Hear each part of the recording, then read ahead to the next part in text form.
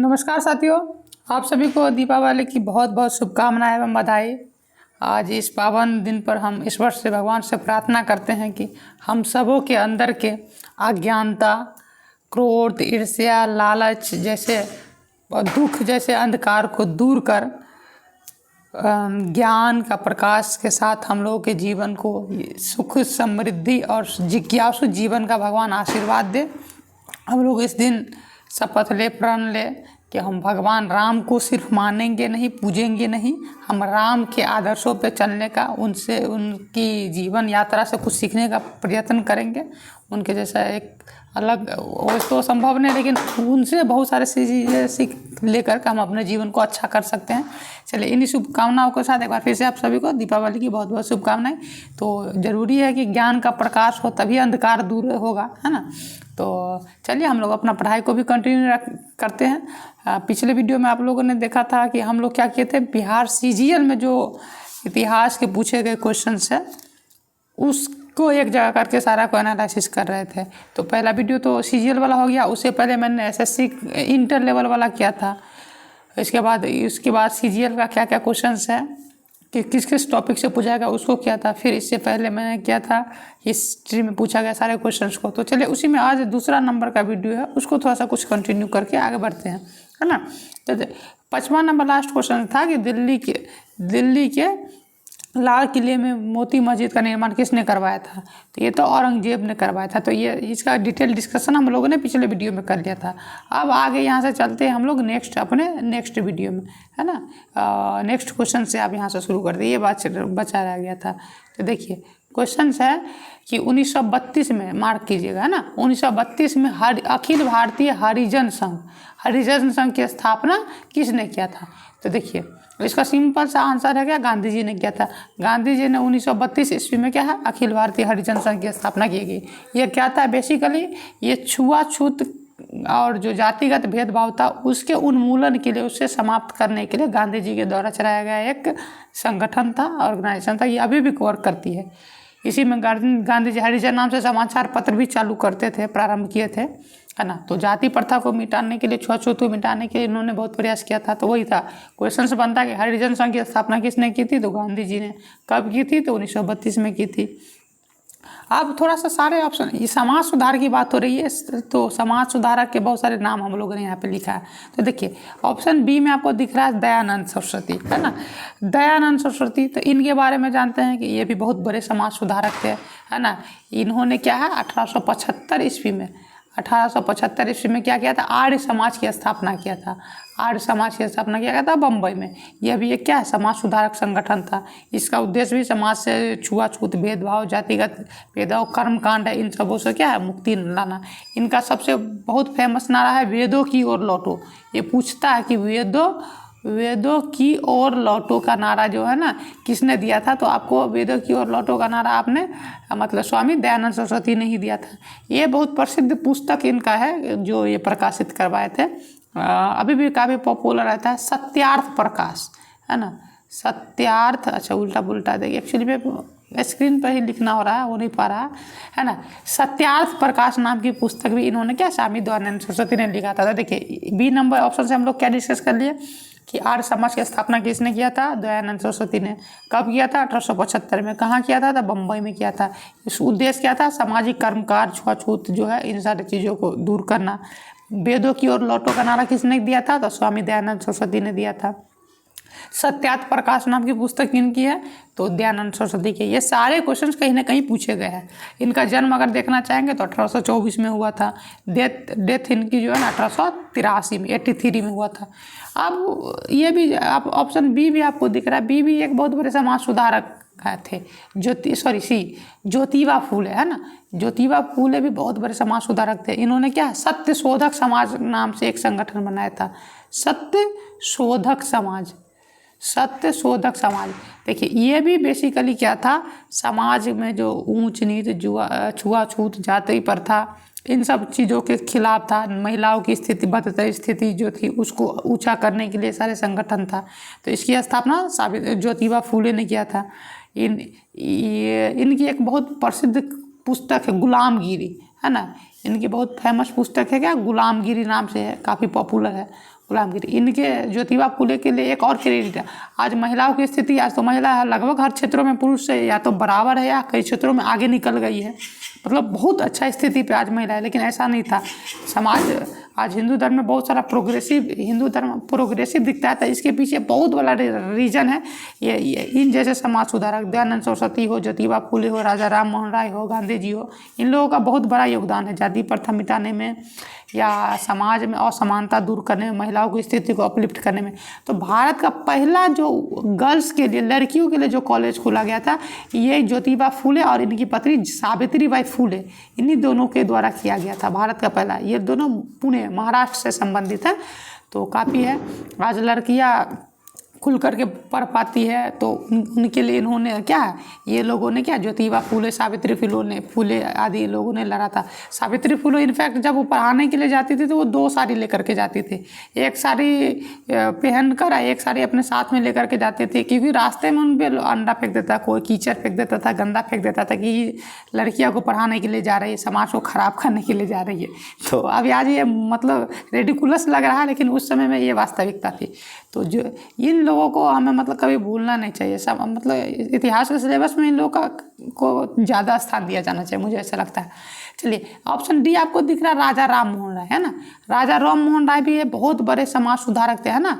इनको आधुनिक भारत का क्या बोलते हैं, आधुनिक राष्ट्रवाद का पिता कहा जाता है, भारतीय पुनर्जागरण का पिता कहा जाता है, भारत के राष्ट्रवाद का जनक माना जाता है, पैगंबर, भारतीय राष्ट्रवाद का दूत या पैगंबर माना जाता है। ये बहुत फेमस थे। ये आपको क्या 1828 ईस्वी में ये आपको कौन, ब्रह्म समाज, है ना, ब्रह्म समाज की स्थापना करते हैं।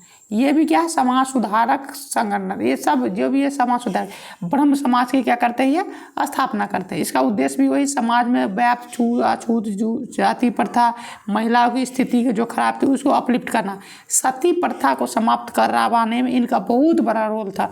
1828 में ये समाज स्थापित होता है, इसके बाद बराबर आंदोलन करते हैं, अंग्रेज गवर्नर जनरल से मिलते हैं, तभी जाकर जो विलियम बेंटिक जो होता है ना 1829 में क्या करता है, सती प्रथा को समाप्त कर देता है। सती प्रथा तो जानते ही होंगे, इसमें क्या था, अगर कोई किसी महिला का पति क्या है,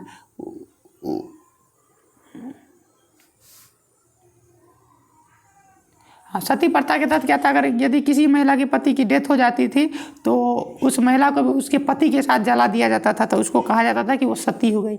इसको लोगों ने क्या धर्म से जोड़ करके रखा था, तो इसको तोड़ने में, इसको समाप्त करवाने में, गैर कानूनी करवाने में राजा राम मोहन राय का बहुत बड़ा योगदान था, नहीं तो संभवतः अभी तक भी ये प्रथा चलता है ना।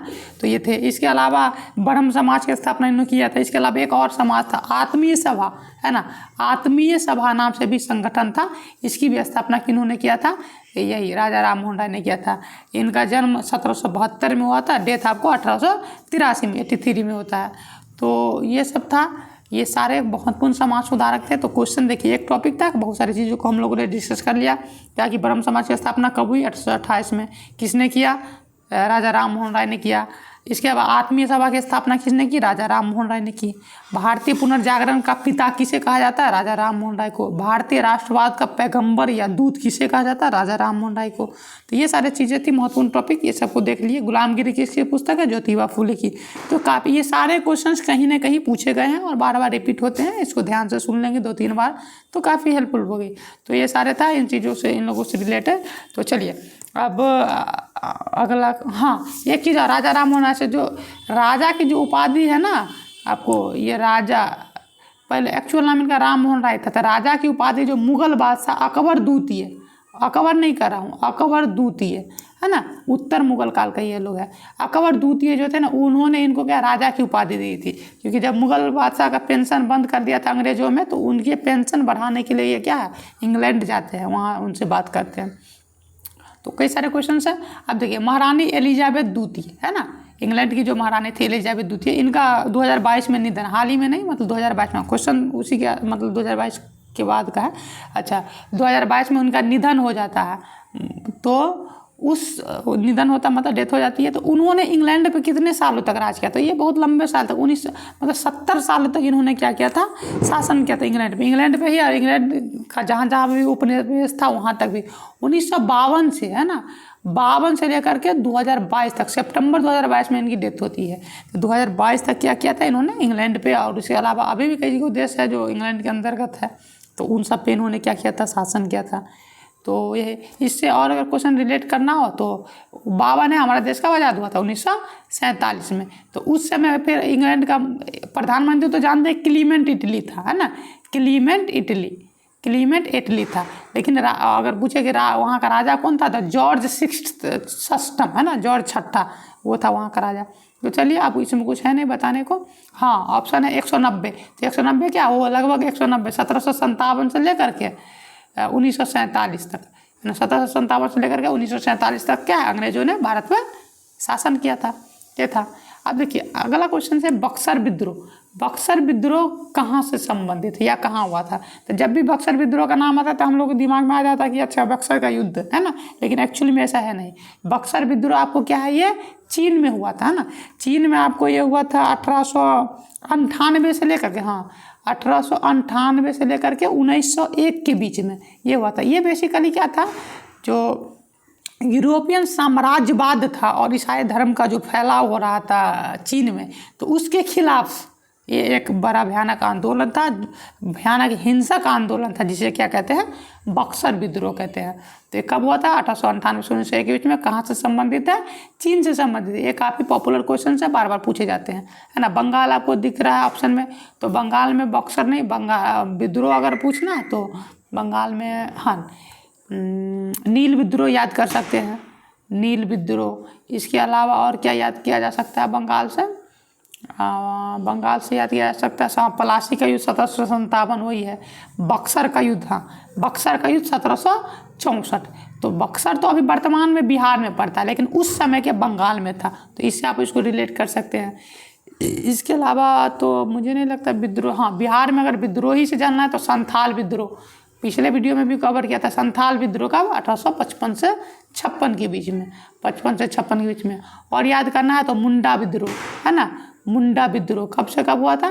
मुंडा विद्रोह आपको बिरसा मुंडा के नेतृत्व में जो मुंडा विद्रोह हुआ था 1899 से 1900 के ईस्वी में हुआ था। उलगुलान विद्रोह भी उसको कहते हैं। बांग्लादेश ऑप्शन में अगर इसको देखिएगा तो बांग्लादेश में जो पहले पूर्वी पाकिस्तान था, इस पर जब पश्चिमी पाकिस्तान जो वर्तमान का पाकिस्तान है उसके द्वारा अत्याचार किया जा रहा था, तो यहाँ मुक्ति वाहिनी नाम की सेना, है ना, मतलब वहीं के जो कुछ लोग थे उसके संगठन जिसको भारत ने सपोर्ट किया था, मुक्ति वाहिनी नाम की सेना ने क्या भयानक विद्रोह किया था। तब जाकर के 1971 में क्या स्वतंत्र बांग्लादेश का निर्माण हुआ भारत के सहयोग से। तो ये सारी चीज़ें हैं, ये सारे क्वेश्चंस पूछे गए, कई बार रिपीटेड होता है, ध्यान से इसको सुन लेंगे 2-3 बार तो कवर हो जाएंगे, है ना। क्वेश्चन 9 देखिए कि निम्नलिखित कथनों पे विचार करिए, इसमें से कौन सत्य है ये बताना है। तो देखिए कांग्रेस की पहली महिला अध्यक्ष एनी बेसेंट थी, है ना, पहली महिला अध्यक्ष, इस पर ध्यान दीजिएगा, पहली महिला अध्यक्ष एनी बेसेंट थी। तो ये सही बात है ना। 1917 में कांग्रेस का अधिवेशन हुआ था, कहाँ, कलकत्ता में। कलकत्ता में 1917 में क्या कांग्रेस का अधिवेशन हुआ था, उसी में क्या है एनी बेसेंट जी को भारत की मतलब कांग्रेस पार्टी का अध्यक्ष चुना गया था। इससे पहले कोई भी महिला कांग्रेस पार्टी की अध्यक्ष नहीं चुनी गई थी, ये पहली महिला थी जो कांग्रेस पार्टी की अध्यक्ष चुनी गई थी। ये हो गया। आप 1917 से और कुछ याद कर पा रहे हैं? देखिए मैंने बार बार बोला है कि इतिहास में बहुत सारे डेट होते हैं, बहुत सारे इवेंट होते हैं, सबको याद कर पाना एक साथ संभव नहीं। कुछ याद कीजिएगा, कुछ भूल जाएगा, लेकिन अगर एक दूसरे से रिलेट कर देते हैं, जोड़ देते हैं, तो वो लंबे समय तक आपके दिमाग में रहेगी। तो 1917 में देखिए एनी बेसेंट 1917 में कांग्रेस की अध्यक्ष चुनी गई। 1917 में कल अगर यही पूछे कि 1917 का कांग्रेस अधिवेशन कहाँ हुआ, तो कलकत्ता में। अधिवेशन का मतलब प्रत्येक पार्टी का साल में एक बार राष्ट्रीय मीटिंग होता है, जहाँ पे वो अगले एक साल क्या क्या करेंगे उन चीज़ों का निर्धारण किया जाता है, अगले क्या लक्ष्य रहेगा। तो कांग्रेस का आज़ादी से पहले भी अभी भी प्रत्येक साल मीटिंग होता है दिसंबर महीने में। तो उस मीटिंग में अध्यक्ष चुना जाता है जो अगले 1-2 साल के लिए होता है। प्रत्येक साल होता है तो प्रत्येक साल नहीं तो 2-3 साल के लिए होता है। तो कलकत्ता अधिवेशन में क्या है 1917 में क्या एनी बेसेंट जी को कांग्रेस पार्टी का अध्यक्ष चुना गया था। इससे पहले कोई भी महिला अध्यक्ष नहीं चुनी गई थी, है ना। 1917 में ही क्या हुआ था, भारत में चंपारण सत्याग्रह हुआ था बिहार में, इसको रिलेट कर सकते हैं, गांधी जी का पहला आंदोलन था। इसके अलावा कलकत्ता अधिवेशन बता ही दिए, तो ये ठीक है। आप देखिए अब तो पहला ऑप्शन सही है, ये सही है ना। आप ये पहली महिला अध्यक्ष पूछ रहे थे, आपको एक चीज़ और याद कर लेना है। पहली महिला अध्यक्ष पूछ रही है तो 1925 में आपको कानपुर में कांग्रेस का अधिवेशन होता है। कानपुर, जो कि अभी वर्तमान में उत्तर प्रदेश में कानपुर में कांग्रेस पार्टी का क्या होता है, अधिवेशन होता है, यानी कि मीटिंग होता है। उसमें आपको सरोजनी नायडू को क्या किया जाता है, कांग्रेस पार्टी का अध्यक्ष चुना जाता है। तो ये भी महिला थी। तो एनी बेसेंट और सरोजनी नायडू में ये अंतर है। तो एनी बेसेंट मूलतः आयरलैंड की महिला थी, आयरलैंड में उनका जन्म हुआ था और यहाँ आकर के वो बस गई थी। भारतीय स्वतंत्रता आंदोलन में उनका प्रमुख योगदान था। लेकिन पहली अगर कांग्रेस पार्टी की पहली भारतीय महिला अध्यक्ष यदि पूछा जाए तो आंसर कौन हो जाएगा, सरोजनी नायडू, है ना। फिर बाद में सरोजनी नायडू भारत के किसी राज्य की पहली महिला राज्यपाल भी नियुक्त होती है। उत्तर प्रदेश उस समय संयुक्त प्रांत था, उसकी होती है। तो पहला ऑप्शन देखिए सही था। इससे रिलेटेड हम लोगों ने कई सारे क्वेश्चंस को देख लिया, है ना, कि पहली महिला अध्यक्ष कौन थी, पहली महिला भारतीय अध्यक्ष कौन थी। अच्छा, 1925 का कांग्रेस अधिवेशन कहाँ हुआ था, कानपुर में हुआ था। ठीक है, 1925 से अगर और याद करना है तो 1925 में ही 9 अगस्त 1925 को काकोरी ट्रेन डकैती हुआ था, है ना। 1925 को काकोरी, जिसमें अशफाक उल्ला खान, राम प्रसाद बिस्मिल, चंद्रशेखर आज़ाद और अन्य लोग मिलकर के क्या है, काकोरी नामक स्टेशन पे अंग्रेजों का खजाना लूट लेते हैं ट्रेन से। तो ये सारी चीज़ है। देखिए, एक चीज़ को मैंने कई चीज़ों से रिलेट कर दिया, तो इसी तरह से चीज़ों को रिलेट करके याद करना होगा। ये सभी एग्जाम में आपको एसएससी में हो गया, सीजीएल में हो गया, या अन्य बीपीएससी है, बिहार एसआई है, अन्य सभी एग्जाम में क्या होगा, यूजफुल होगा। चलिए, अच्छा, इसमें दूसरा ऑप्शन कह रहा है कि कांग्रेस का प्रथम मुस्लिम अध्यक्ष क्या थे, बदरुद्दीन तैयब जी थे। एकदम सही बात है ना। तो कांग्रेस के पहले मुस्लिम अध्यक्ष थे। तो इसका आंसर क्या आ जाएगा, 1 और 2 दोनों सही है। अब देखिए, कांग्रेस का अधिवेशन से पूछ रहा है और अध्यक्ष से पूछ रहा था, थोड़ा सा देख लेते कांग्रेस को ही। तो हम सब जानते हैं कि कांग्रेस पार्टी की स्थापना कब हुई थी, 1885 में हुई थी। स्थापना हुई थी 1885 में, किसने किया था, A.O. ह्यूम ने किया था। कांग्रेस पार्टी के पहले अध्यक्ष कौन चुने गए थे, तो आपको W.C. बनर्जी, वह उमेश चंद्र बनर्जी थे। फिर उसके बाद अगले ही साल 1885 हो गया, फिर अगला साल 1886 में क्या होता है, कांग्रेस पार्टी का मीटिंग होता है। अगला साल 1886 में आपको मीटिंग होता है, कहाँ पे, कलकत्ता में होता है, जिसमें great grand old man of India दादा भाई नौरोजी को क्या किया जाता है, कांग्रेस पार्टी का अध्यक्छ 1886 के कलकत्ता अधिवेशन में उनको चुना जाता है। फिर 86 में हो गया। फिर अगला साल 1887 में चेन्नई में होता है ना, अभी तमिलनाडु की राजधानी चेन्नई है, वहाँ कांग्रेस पार्टी का मीटिंग होता है कब, 1887 में। यहीं पे बदरुद्दीन तैयब जी को क्या, कांग्रेस पार्टी का अध्यक्ष चुना जाता है। ये पहले मुस्लिम अध्यक्ष थे जो चुने गए थे। फिर देखिए 1888 में आपको इलाहाबाद में कांग्रेस का मीटिंग होता है ना। 1888 में 1888 में आपको क्या है, इलाहाबाद में कांग्रेस का अधिवेशन होता है। इसमें क्या था, जॉर्ज यूल नाम के व्यक्ति को क्या किया जाता है, वो अंग्रेज थे, उसको क्या किया जाता है, कांग्रेस पार्टी का अध्यक्ष नियुक्त किया जाता है। तो देखिए 4 गो अधिवेशन था, 4 अलग अलग धर्म के थे। पहला W.C. बनर्जी हिंदू थे, 1885। 1886 में आपको क्या हो गया, दादा भाई नौरोजी पारसी थे, है ना, जो रतन टाटा का धर्म है। इसके बाद बदरुद्दीन तैयब मुस्लिम थे।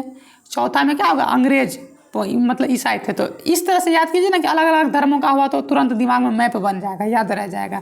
तो भूलेंगे नहीं तो पूछते कब थे, कब बने थे, कि बदरुद्दीन तैयब कब अध्यक्ष बने थे, तो ये सब याद करते करते भूल भी जाते हैं जल्दी। लेकिन इस तरह से रिलेट कर ले कि अच्छा चालू अलग अलग धर्म के थे, अच्छा कहाँ कहाँ, तो इस तरह से जोड़ लेंगे, हो जाएगा। अच्छा, इसमें हमने बात किया था दादा भाई नौरोजी। तो दादा भाई नौरोजी 3 बार कांग्रेस के अध्यक्ष बनते, 1886 में, फिर आपको 1886 के बाद 1893 में, फिर 1906 में बनते हैं। इन्होंने क्या ड्रेन वेल्थ थ्योरी दिया था, है ना, मतलब कि अंग्रेज यहाँ से संसाधन कैसे चूज करके ले जा रहे हैं वो निकालते।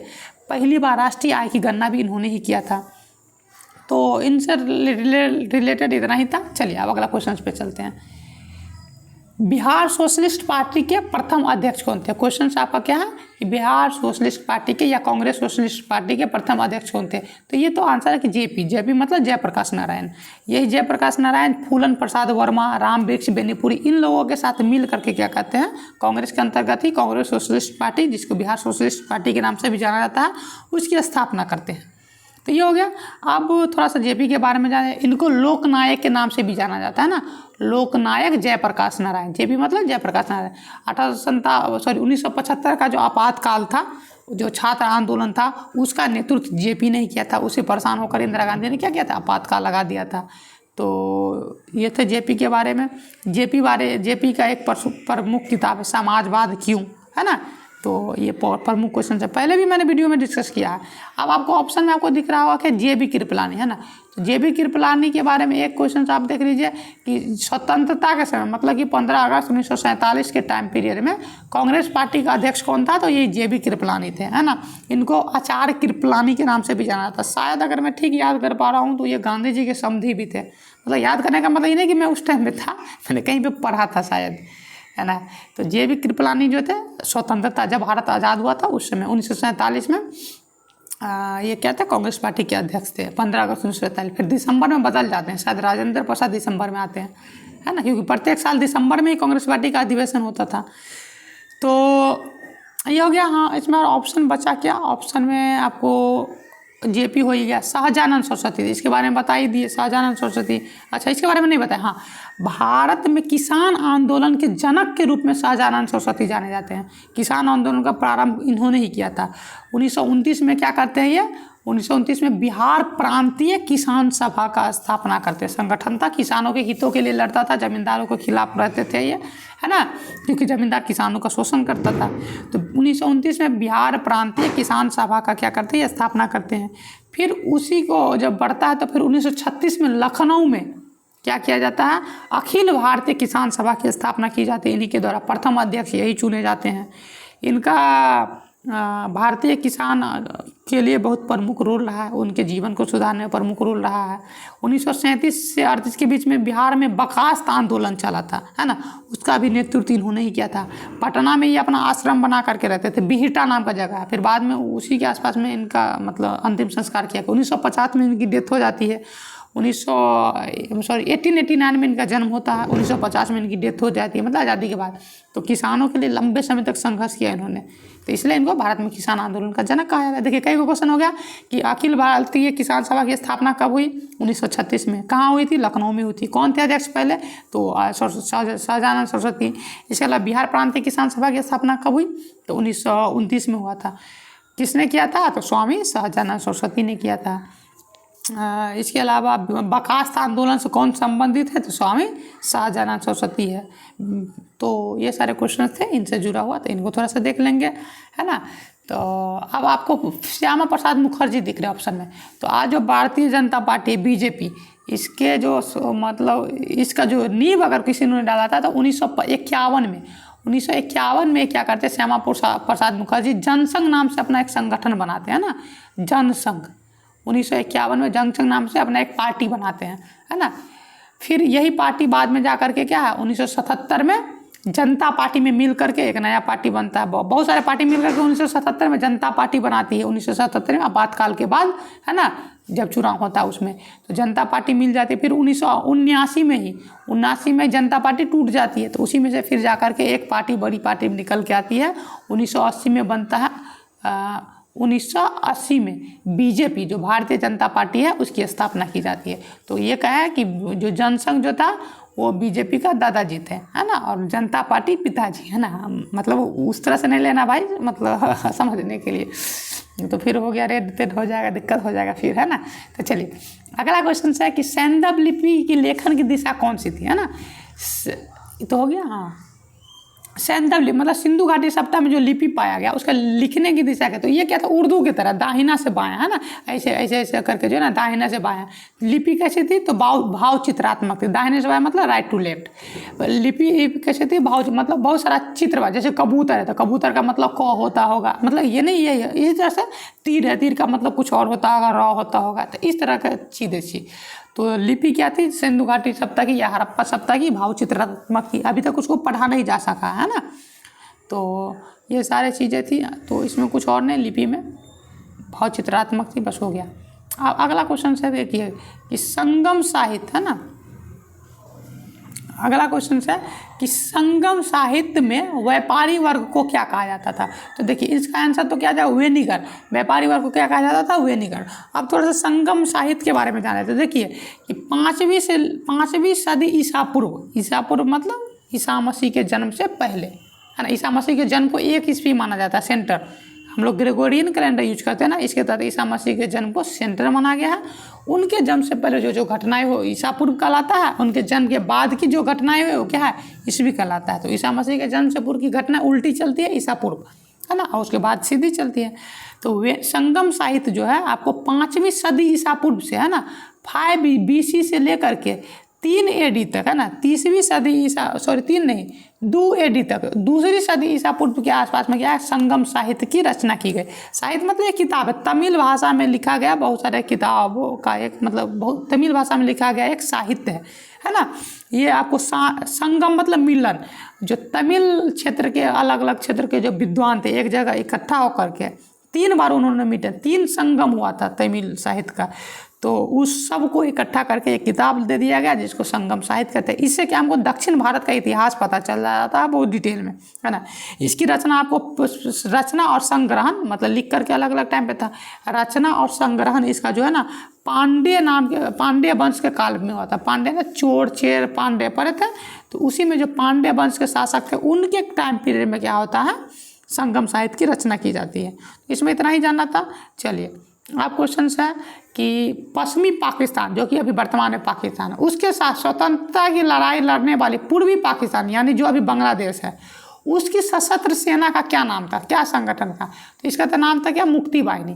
तो देखिए जो पाकिस्तान है, भले ही लोग अपने आप को मुस्लिम कंट्री कहता है, मुस्लिम OIC जो है 55 को मुस्लिम देशों का है, ये सब झुट्टे का लोग कहता है कि हम मुस्लिम हैं या मुस्लिम संगठन मुस्लिम हितों की बात करते हैं। ये लोग एक्चुअली में जब तक इसको अपना ही जाति अपना फ़ायदा दिखेगा तब तक ये लोग OIC वाले जो भी है अपनी बात करेंगे। बाकी लोग ये भाईचारा मुस्लिम ब्रदरहुड नाम का कोई चीज़ है नहीं। हालांकि इस्लाम में बहुत अच्छी शिक्षा दी गई है, लेकिन ये लोग अपना लाभ सिर्फ देखते हैं। जैसे कि आप एग्जाम्पल से देखना चाहेंगे तो इजराइल फिलिस्तीन का युद्ध हो रहा है, इजराइल फिलिस्तीन में युद्ध हो रहा है, तो फिलिस्तीन के बहुत सारे लोग क्या माइग्रेट हो गए वहाँ पे। तो एक भी मुस्लिम देश नहीं है, एक 55 को मुस्लिम कंट्री है, उसमें से एक भी उसको ऐसा नहीं कि ठीक है युद्ध है उसका समाधान किया जाना चाहिए, शांति के साथ बातचीत करके समाधान। लेकिन तब तक जब तक उन लोगों की परेशानी है, उनकी भूख प्यास उनको मिटाने के लिए नहीं कोई आगे बढ़ के मदद के लिए आ रहा, नहीं उन लोगों को अपने देश में शरण देने आ रहा, वो लोग भी तो मुस्लिम ही है। लेकिन OIC वाले सिर्फ पॉलिटिक्स मतलब मुस्लिम के नाम पे राजनीति करते हैं, अपना रोटी सेकते हैं, ये सारी चीज़ें। तो ये पाकिस्तान तो OIC का संस्थापक सदस्य है, तो उसके अंदर भी तो ये सारे गुण तो रहेगा ही। तो जब पाकिस्तान जो भारत से टूटा था, मतलब टूटा क्या था, तोड़ा, वो लोग जानबूझ करके हिंसा के बल पे क्या है भारत को तोड़ दिया था, पाकिस्तान बनाया था। तो मुस्लिम एरिया 2 तरफ थे, एक पश्चिम के तरफ जो वर्तमान में हमारा पंजाब वाला इलाका है, उधर पंजाब हरियाणा उधर से था, सिंधु वो सब था, और एक क्या था पूरब की तरफ जो अभी हमारा पश्चिम बंगाल है उससे सटा हुआ असम से सटा हुआ क्षेत्र था। इधर मुस्लिमों की संख्या ज़्यादा थी, उधर मुस्लिमों की, क्योंकि देश का विभाजन किसके आधार पे हुआ था, धर्म के आधार पे हुआ था। तो इधर बना दिया गया था पूर्वी पाकिस्तान जो हमारा पश्चिम बंगाल से सटा हुआ क्षेत्र है, और उधर क्या था सिंध पंजाब उधर वाला क्षेत्र में क्या था पश्चिमी पाकिस्तान। लेकिन यहाँ के पूर्वी पाकिस्तान के लोगों का जो रहन सहन भाषा क्या था, इंडियन कल्चर जैसा था, पश्चिम बंगाली भाषा बोलते थे ये लोग, है ना। कल्चर में भी हिंदुइज्म से थोड़ा सा करीब ज़्यादा कनेक्टेड थे, बंगाली कल्चर था। लेकिन पश्चिमी पाकिस्तान वालों को ये सब पसंद नहीं आता था। तो यहाँ के लोगों से मतलब घृणा की दृष्टि से, मतलब बहुत ही क्रूरतापूर्वक उन लोगों के साथ व्यवहार करता था, घृणा की दृष्टि से दिखता था। तो इन लोगों को ये बात समझ में नहीं आती थी। फिर बाद में चुनाव में यहाँ की जो क्या थे उनका नाम, बांग्लादेश के निर्माता कहा जाता है, उनका नाम शायद नाम नहीं आता, पर जो शेख हसीना के पिताजी थे उन्हें ही फादर ऑफ बांग्लादेश कहा जाता है। उनकी पार्टी जीत जाती है, प्रधानमंत्री बनने के लिए जितना बहुमत चाहे उनको मिल भी जाता है। लेकिन जो पश्चिमी पाकिस्तान के लोग थे वो कहता है कि ये मास्टर ये बंगाली लोग, ये लोग हम पे शासन करेंगे, हम लोग हालांकि वो भी तो मुस्लिम है, बंगाली मुस्लिम है, ये लोग शासन करेंगे। तो इस कारण उन लोग फिर जब बहुमत मिल गया, सरकार नहीं बनाने दे रहा था, तो ये लोग क्या अपना आंदोलन किया। तो पश्चिमी पाकिस्तान जो अभी वर्तमान पाकिस्तान है वहाँ की सेना आकर के यहाँ के लोगों के साथ भयानक अत्याचार करता, खून खराबा मारकाट, महिलाओं के साथ रेप बहुत बुरे पैमाने पे। तो उसी में से क्या बहुत सारे लोग अपना एक संगठन बनाते हैं जिसे क्या कहते हैं मुक्ति वाहिनी, है ना। वो पाकिस्तानी सेना से लड़ते हैं, उसमें भारत भी अंदरूनी रूप से क्या करता है सपोर्ट करता है। भारत में 80 लाख से ज़्यादा पूर्वी पाकिस्तान के लोग भारत में आ जाते हैं, उसको भी शरण देता है भारत। इसी से खिसिया करके क्या पाकिस्तान भारत पे अटैक कर देता है 1971 में। फिर इंदिरा गांधी उसमें प्रधानमंत्री थे, ये भी आदेश देती है 13 दिन के अंदर ही क्या करना होता है, सरेंडर कर देता है, हार जाता है। लगभग 93,000 से ज़्यादा सैनिक, दुनिया में अभी तक इतना सैनिक कभी भी सरेंडर नहीं किया। 93,000 से ज़्यादा सैनिक क्या है, भारत के सामने आत्मसमर्पण कर देता है। उसी के साथ 1971 में क्या है, एक नए देश बांग्लादेश का निर्माण होता है, जिसको पहला मान्यता देने वाला देश भी क्या था, भारत था। तो मुक्ति वाहिनी नाम का जो संगठन था वो क्या था, बांग्लादेश की आज़ादी के लिए लड़ाई लड़ रहा था। किससे, जो पश्चिमी पाकिस्तान है, वर्तमान का जो पाकिस्तान, उससे। हालांकि आने वाले टाइम में पाकिस्तान कई भागों में टूटेगा। कि देखिए, जिसका नींव, पाकिस्तान का नींव किस चीज़ पे, विभाजन पे, कट्टरता पे, भारत से कट्टरता के आधार पर भारत को तोड़ दिया, है ना। अब उसी से फिर 20-25 साल के बाद ही उससे बांग्लादेश टूट गया। अब कुछ समय के बाद देखिए हम BLA लिखे हैं, बलूचिस्तान लिबरेशन आर्मी, ये भी वहाँ से टूटेगा, क्योंकि वहाँ के लोगों के साथ भी भेदभाव किया जा रहा है। वहाँ के लोगों को मुस्लिम की तरह ट्रीट ही नहीं किया जाता है, वहाँ के नागरिक ही नहीं माना जाता है। तो कुछ जो बलूचिस्तान वाला एरिया वो भी पाकिस्तान से टूट जाएगा। TTP मैंने लिखा है, तहरीक तालिबान पाकिस्तान। तो एगो तालिबान तो पाकिस्तान में है, और वही तालिबान का जो ब्रांच है वो है, बैंक के तरह लोग ब्रांच खोलता है, तो वो पाकिस्तान में, जब वो भी पाकिस्तान को अलग तोड़ करके एक देश बनाना चाहता है, तो एक और टूटेगा। मतलब 2 भागों में कुछ समय के बाद और भी पाकिस्तान टूटेगा, ठीक है। तो मुक्ति वाहिनी कहाँ की थी, मुक्ति वाहिनी संगठन पूर्वी पाकिस्तान का एक सशस्त्र सेना था, जो पाकिस्तान से आज़ादी चाह रही थी, उसको मिल भी गया। लिट्टे है ऑप्शन में, लिट्टी नहीं बोल रहा हूँ, लिट्टी चोखा, लिट्टे। लिट्टे आपको तमिलनाडु में था, है ना, सॉरी श्रीलंका में। श्रीलंका में जब सिन्हला लोग और तमिल लोगों के साथ भेदभाव हो रहा था, सिन्हले लोग जो है तमिल लोगों के साथ भेदभाव कर रहे थे, तो वहाँ पे भी लिट्टे जो क्या करता है, आज़ादी की लड़ाई लड़ता है, जिसमें हालांकि भारत सरकार, हमारे राजीव गांधी को इसी के नेता के द्वारा मारा जाता है, इसी के लिट्टे के द्वारा। लिबरेशन ऑफ तलिम टाइगर एलम नाम के संगठन था, वो श्रीलंका से संबंधित है। लिट्टे पूछा जाता है किससे संबंधित, श्रीलंका से। तो ये सारी बात हो गई। अब अंतिम है जो कि 2022 में पूछा गया क्वेश्चन है आपका, कि नेपाल के पहले निर्वाचित PM कौन थे, है ना। हम लोग को लगा कि अंतिम हिंदू राष्ट्र ये था, ये सारे कुछ, अब कुछ नहीं ऐसा। तो नेपाल के पहले निर्वाचित PM आपको कौन थे, विश्वेश्वर प्रसाद कोइराला, है ना। ये 1959 में 1959 में क्या होता है, नेपाल के PM बनते हैं। लेकिन अगले ही साल 1960 में नेपाल के जो राजा जो रहते हैं ना, वहाँ लंबे समय तक राजशाही था, 2008 तक। तो वहाँ के राजा रहते हैं राजा महेंद्र। ये क्या करते हैं, 1960 में BP कोइराला को क्या जेल में डाल देते हैं, प्राइम मिनिस्टर के पद से हटा करके। फिर वहाँ पर राजशाही जैसे तैसे चलता ही रहता था। फिर क्या होता है 1990 में, है ना, 1990 ईस्वी में क्या होता है, संवैधानिक राजतंत्र की स्थापना होती है नेपाल में। मतलब राजा भी रहेगा, लेकिन संविधान के अकॉर्डिंग ट्रीट करेगा, संविधान के अकॉर्डिंग चलेगा, ये नहीं कि निरंकुश हो जाएगा। ये आपको चलता है 1990 में। लेकिन फिर भी ये ज़्यादा लंबा चल नहीं पाता, फिर लगातार इसमें आंदोलन होते रहते हैं नेपाल में भी।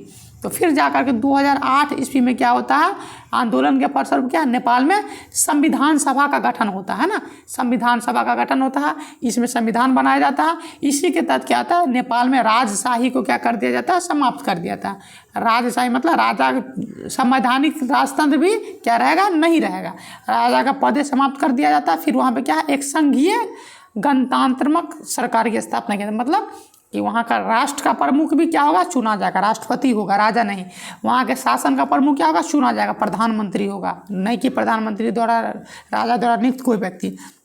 तो ये सारी चीज़ें थी। तो वर्तमान फिर बाद में भी उसमें नेपाल में बहुत उलटफेर होता है। वर्तमान में जो नेपाल का संविधान है 2015 में बना था, तब उसी के अकॉर्डिंग चल रहा है। अभी भी उठा पटक होता रहता है, ये भी फिर से डिजॉल्व होगा लगता है। तो कोइराला कौन थे, पहले निर्वाचित PM थे, इलेक्शन लड़ करके जीते थे, है ना। कोइराला, मनीषा कोइराला का नाम जानते हैं, फिल्मी हीरोइन थी, उसी के खानदान से कोई रिलेटेड है। मनीषा कोइराला नेपाल की ही थी, यहाँ बहुत अच्छा काम की थी। खैर चलिए, तो ये था 2022 में पूछे गए CGL के क्वेश्चन पूरे इतिहास से। बस इतना ही क्वेश्चन था, हम लोगों ने इसको पूरा डिटेल से डिस्कस कर लिया। आप इसको 1-2 बार कहीं बढ़िया से ढंग से देख लेंगे तो क्या होगा, हेल्पफुल हो जाएंगी। तो 3 बार सुन लेंगे, क्योंकि मैं लिखता कम हूँ, क्योंकि ऑप्शन नहीं, मोबाइल के स्क्रीन पे लिखने में दिक्कत होता है, तो इसलिए ज़्यादा बोल ही देता हूँ। ये भी टाइपिंग का इशू था, टाइपिंग में कर नहीं पाता हूँ, तो कॉपी से ही लिख करके इसको दे दिया हूँ। तो आप इसको देख लेंगे, पढ़ लेंगे, 2-3 बार सुन लेंगे। कुछ नोट्स बनाना हो तो नोट्स भी बना सकते हैं। ये जितना भी मैं बोला हूँ किसी न किसी एग्जाम में पूछा गया क्वेश्चन है, और आने वाले SSC इंटर लेवल हो, CGL हो, है ना, या बिहार SI हो, या किसी भी कंपटीशन एग्जाम में जो अगर इतिहास से पूछा जाएगा, GK GS से पूछा जाएगा, तो ये क्वेश्चन आपको उसमें देखने को मिलेगा। आप भी अगर प्रीवियस ईयर देखेंगे तो उसको देख सकते हैं। मैंने स्ट्रेटजी पे भी क्या है वीडियो बना दिया है, इससे पहले भी बहुत सारे वीडियो है, उस पर आप जा करके देख सकते हैं। चलिए बहुत बहुत धन्यवाद। फिर आप सबको दीपावली की बहुत बहुत शुभकामनाएं एवं बधाई, है ना। जय सिया राम।